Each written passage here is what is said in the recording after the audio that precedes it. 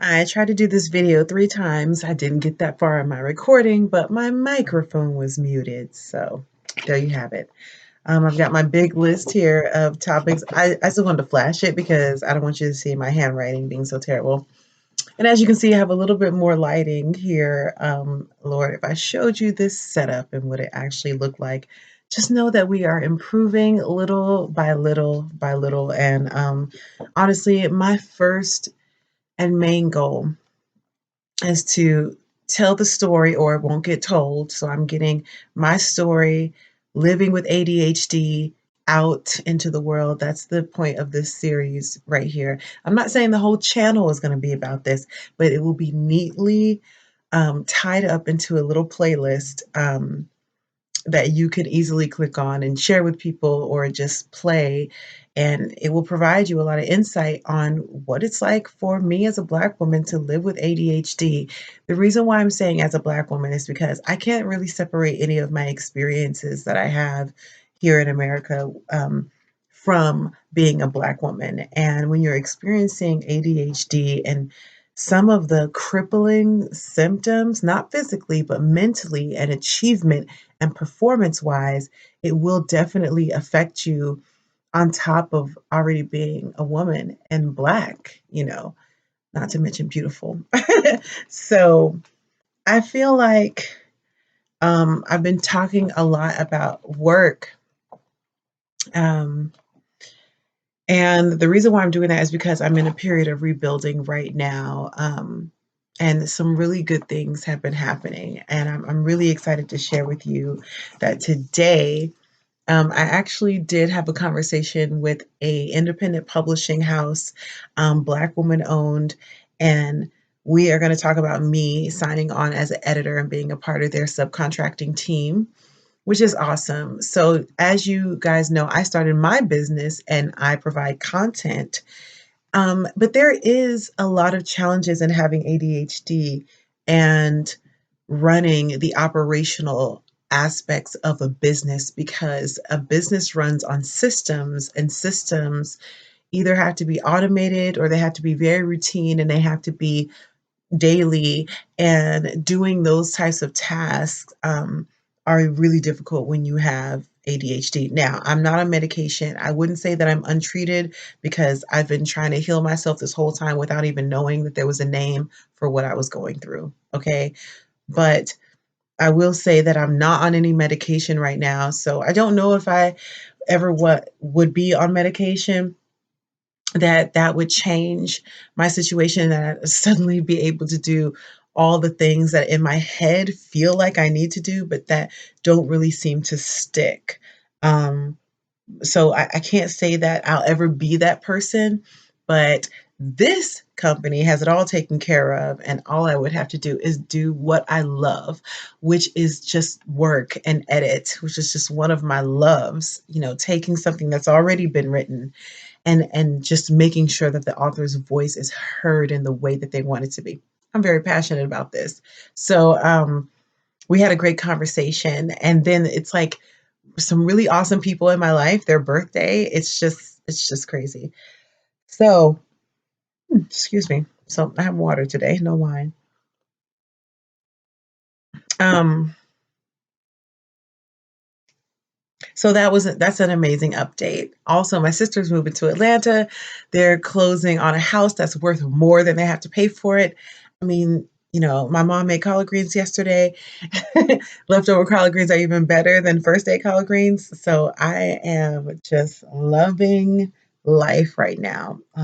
And that conversation made me feel really good because I spoke to this woman. I told her that I have ADHD. I said, listen, one of my superpowers is hyperfocus. So turning in a chapter with the first 3 pages full of mistakes just would not happen with me because I'm like obsessing over commas and sentence structure and flow, and accuracy. And that's just one of my strengths. And I actually really enjoy doing that stuff that people just can't slow down enough to actually think about.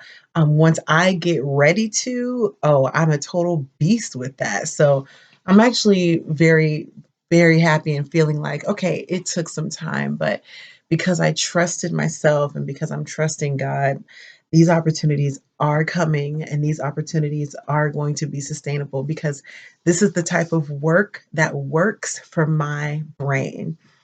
And I'm going to keep saying this until I find both things, but they say that it's really important for people with ADHD to find two things, the right career and the right partner. Um, you know, I I'm working on it, you know. So, one of the other things that I wanted to talk about was I was going to talk about designing my life around ADHD. I mean, there's so many things that I do that are, I mean, even, okay, there's so many things that I do that are really because I know how my brain works and it's just not working like other people's. And I know it because when I say these things to other people, they kind of give me a strange look. But one of those things is like, I remember one time I was living in Harlem and I was renting out a room from an old woman who lived in the projects. And this is actually one of those major impulsive times in my life to where I just could not really get myself together. I mean, I was making money, I was paying really cheap rent, and I still managed to overspend um, and not be able to pay this rent. I was 19 at the time. Um, And it was one of those things where I was just spending and shopping for clothes that I did need, but I didn't have those barriers in place for myself to be able to stop myself from making these impulsive, irrational decisions. And people do that all the time. I'm saying that for me, that was an aspect of that I didn't know was working, you know, at the time. I didn't know that that was working in my mind at the time.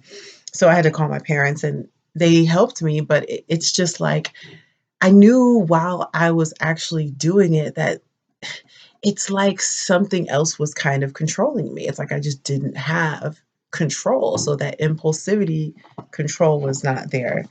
So I was renting a room from this woman and she never gave me a key. But I had to make sure that I locked the door on the way out. So I remember going back, literally had already left the whole entire building. And if you know, these New York project buildings are pretty big. So, I mean, it takes a considerable amount of time to get from the door to the door outside. And I had forgotten if I had locked the door. So I had to go back and I had to go back and I had to keep going back because I needed to make sure that, because I knew this woman was going to kick me out if I did not lock the door. So I'm like, that's weird. So one of the habits that I started to do for myself was to verbally say out loud, I'm locking the door so that I would remember doing it. Because the thing is, I couldn't remember if I had locked the door. Like I just couldn't confirm to myself that I had actually locked the door. And it was too important to get on the train and leave for the day without locking the door. So I would have to overcompensate and say out loud, I'm locking the door like every single day before I left the house, just so that I could make sure that I knew that I was locking the door. And these kinds of things just it's like if I didn't do those things, I would feel insecure and anxious all the way to work.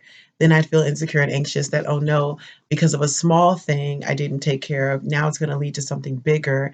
And you can see how these thoughts just kind of spiral out of control. Wow, it's really interesting to just go back and examine yourself.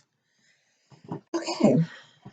Other things that I do, I do the same thing with keys with the car now. So I didn't start to drive until I was 30 years old. I got my permit at the age of 17 and I failed my first driving test at the age of 17. So I never went back to go take the test again. Um, so I went ahead and moved to New York, didn't try again, and didn't try again until I was 26 is where I actually got my license in New York, but I still didn't drive because I had no access to a car. So I didn't really drive until I moved back home at the age of 29.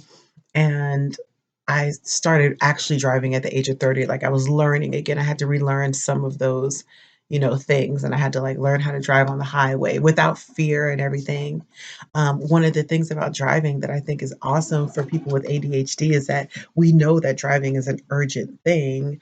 So I actually find that it's a strength because I can focus so much while driving, and I feel like I'm an excellent driver because I drive safely. I give people space, breathing room. I don't ride other cars, and I just, I don't have the road rage. I mean, I know that some people do deal with that actually, and that can be an aspect of their ADHD. It's just so important to know that this can look so different for different people. Um, but yeah, I actually feel like I'm an excellent driver, and it goes really well with my focus, my ability to hyper focus because I'm noticing everything. And I feel like that's the way I'm able to drive defensively. Like I've never had an accident, thank God. That has been my fault or at all, but especially, that has been my fault because I'm giving people space, I'm giving people room. I'm just not aggressive when I drive. I'm just like, look, I want to live and I want to maintain the perfection of this vehicle and my body. So let's just chill. It's really not that serious. Um, I'm able to have that sense of calmness and kind of tune in and lock in. But anyway, maybe not. I don't want to attribute every aspect of my personality and life to ADHD. I'm just going to say that the way that I've noticed myself being really different from other people, or the way that I've noticed my desire to do something and then an inability to do it over and over and over and over again that matches with the general consensus of the symptoms of ADHD, I'm going to attribute those things to ADHD, if that makes sense. So things having to do with focus, control, anxiety, overthinking, um, you know, just things like that. So um, one of the things that I do when I'm driving or before I lock the car is that I have to say to myself, I have the keys, or I just have to look down and just feel the keys in my hand. If I throw the keys in my purse before closing the door to a vehicle, I will have to search my purse, and sometimes the keys fall all the way down to the bottom, so that's like another hassle. But I have to open it up and literally physically see the keys. I have to feel them with my hand. It has to be like a tactile thing. I realize I have to hold them in my hand and know that I have the keys. And I normally would say out loud, okay, I have the key, and then I'll lock the door. And it's just so much extra work. So this is why and again, this is about me designing my life. I have designed a life where I don't have to be somewhere every day because the demands of having to get somewhere on time are just so much. It does not, I wish people have done whole videos on ADHD and morning routines and getting up in the morning.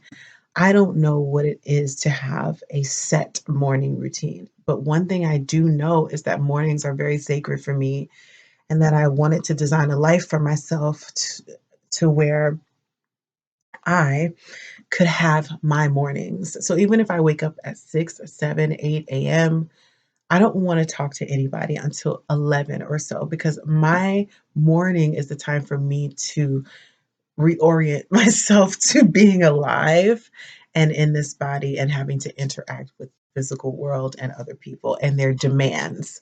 So, working in customer service and having to get up and be early at places is very interesting. That I did that for a while in being a flight attendant, where I had call times at 2 a.m. and I'm riding the train from Brooklyn to Queens, for a call time at 2 a.m., 5 a.m., 7 a.m., so on and so forth, dealing with different time zones. I mean, it's incredible that I lasted as long as I did.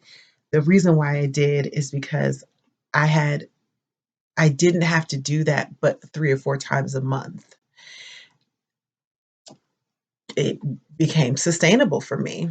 But every other job that I had to do, where I had to constantly, like 15 times a month, be on time for places, I'm so relieved to know that I finally understand about myself that it is not laziness, that it is not me just being, a bum and not wanting to work or be productive or contribute financially to my household or whatever it was, because for the most times in my life since I was when did I really start working? Since I was 18 or so, I always worked and had a job or several jobs. And I hate saying that as a display of my worthiness. I don't feel that I should have to explain that, but there is still a piece of me that wants to explain that.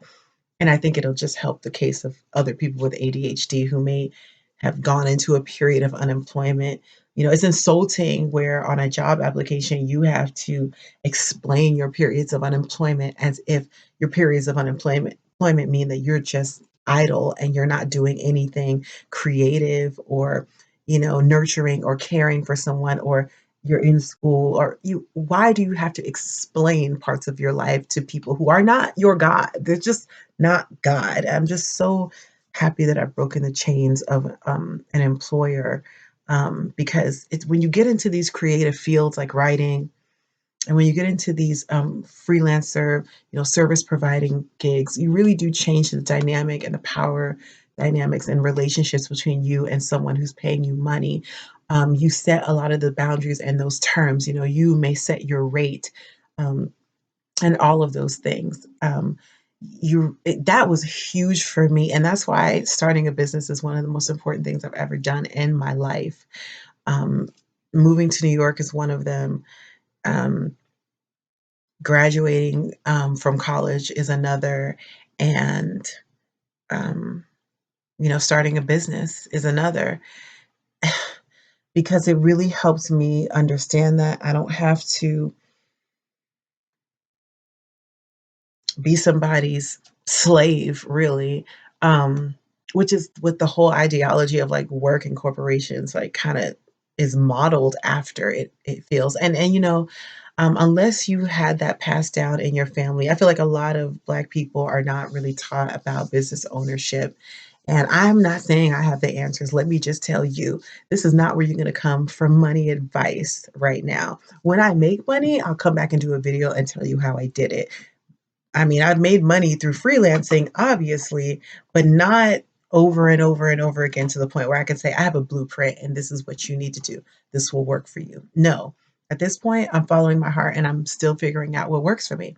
I'm designing my life while I have ADHD.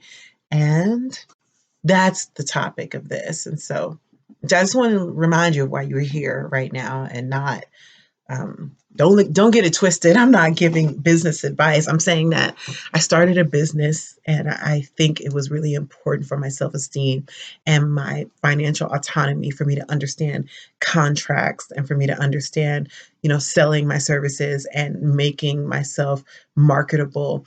And I'm still learning how to do that because, for instance, when I'm giving my rates to this publishing company, the rates that I have are actually for one-off, low volume types of content writing, and not for high volume, 30,000 words, books. And so I realized, her and I had to have that conversation. I said, look, I will accept a rate that you believe is fair. I will accept the industry standard. I don't have a rate sheet for a publishing company because I never worked for them before. But I like the idea of being a subcontractor. I like the idea of not having to be customer facing. I like the idea of just, it feels like school to me. I'm just going through a long document, a body of work, and I'm just giving my input. I'm using my skills as an editor to make this author look good. And I can sit back and be like, hey, I did that. No one has to know. So I did ghostwriting, and ghostwriting didn't feel too great because the words and ideas came from me. But if the ideas don't really come from me, then, I feel like I'd be fine just sitting back, doing my work and collecting my check and collecting my money. So I'm really happy about this kind of arrangement because, deadlines are great for people with ADHD. I've designed a life where I can work on deadline. And one thing I've noticed is that the expectation that I've said I would do something by a certain time and then I'm getting paid for it is like the perfect combination to motivate me and make the situation feel like a now situation versus a not now situation, if that makes sense. Remember, um, what Jessica from How to ADHD pointed out so brilliantly is that, ADHD minds have two time zones. That's now and not now. And most of the time, it's not now for a lot of those things that seem important. And sometimes even for those things that are like going to work, which is why I work from home. But um, it's now when there's a deadline, and it's now when it's something interesting, and it's now when it's something life and death, or it's now when it's something that's very stimulating and engaging. So I love words, I love writing, I love reading. And I don't think I've ever found a book that was actually boring if I'm looking at it from a certain point of view. I mean, there's definitely books that I would put down that I wouldn't read for leisure, but if I'm doing a job and I don't know, I personally just want my reputation to be very flawless in that way. So um, I take pride in the fact that I love working with details and working with words and that they excite me. It really excites me. I'm lit up right now just talking about it. So that's the direction that you want to go in. So when you're designing your life and you're figuring out what are the things that are going to work for you, what are the things that are going to fulfill you, and you're not going to try to fit yourself into a round hole that you don't fit in as a square peg. Um, really think about what you require in a job. For me, it was flexibility in time and location. It was stimulation, creatively, and something that's challenging. And it was being able to work with people. So even those people don't have to be customers who are coming to you for a service. Those people could be your partners. Those people could be your boss in the sense that they're the ones who are getting the clients and you're just having conversations with them um, about the work. And let me tell you, when I was doing my degree, one thing I loved about it is that I never had to see my professors' faces. Um, and the only time we talked was when we needed to. And that seems like it's going to be this arrangement for, you know, future editing jobs and long-term ones, big manuscripts, which I'm really excited about. I mean, today was a really good day. I feel like Ice Cube right now. um, when you're thinking about designing your life, you take many things into consideration. Again, so I named my three, and I named them in the previous video as well because I think it's important to reiterate those things. Go back and watch the other videos so that you can understand a little bit more of my journey. But what are those things that you need in a partner? And consider your love languages, consider your needs and your understanding of your relationship with time. Oh my God, that's another video that I have to do. Relationship with time. Sorry, y'all. Do you know somebody who carries a list with them everywhere they go? I mean, I remember carrying around a notebook and writing little things down. And my boyfriend at the time, or whatever we were at the time, really criticized me for that. It really pissed me off. It's something that I still think about. And again, it's one of those little quirky things that I would do. And I didn't realize that the reason why I was doing that is because I wanted to retain as much information as I could. And I just didn't use Notepad on my phone at the time, or maybe I didn't have a smartphone yet. I don't remember why I was doing that, but yeah, to this day, like, I mean, now I use notes. When I had my Samsung before it died, I would use my Notepad, and let me tell you, those notes were now. I am very organized when it comes to files. I just am, but it's because I know what my system is. So I had finished pieces, unfinished pieces. I had poetry. I had lists. I had to-do lists. I had conversations with topics that I wanted to have with different people, and it would be labeled with their name. I mean, all that stuff. So it's like I can organize files, papers, documents, words. But when it comes to ideas that are in my head and all of that stuff, it can be really challenging. Um, Well, I think that we've had enough for today. I just wanted to record a video while I still had my makeup on. So designing my life around ADHD, think about the things that you need and just understanding that it might be a slow process. All right. I really had to get patient with myself. I really had to understand that God was going to order my steps and that I was not going to be able to rush this. Like, but I feel like when you're given all the tools, when you're given time and space to heal, make sure you take the time and space to actually heal instead of trying to rush even that process. Um, because that's what I try to do in living at home and everything. And I'll talk about that in another video. Maybe I will record one more video. Peace out, y'all. Oh, yeah. Like, subscribe, click the bell because I really want you to stay abreast of this journey. Peace.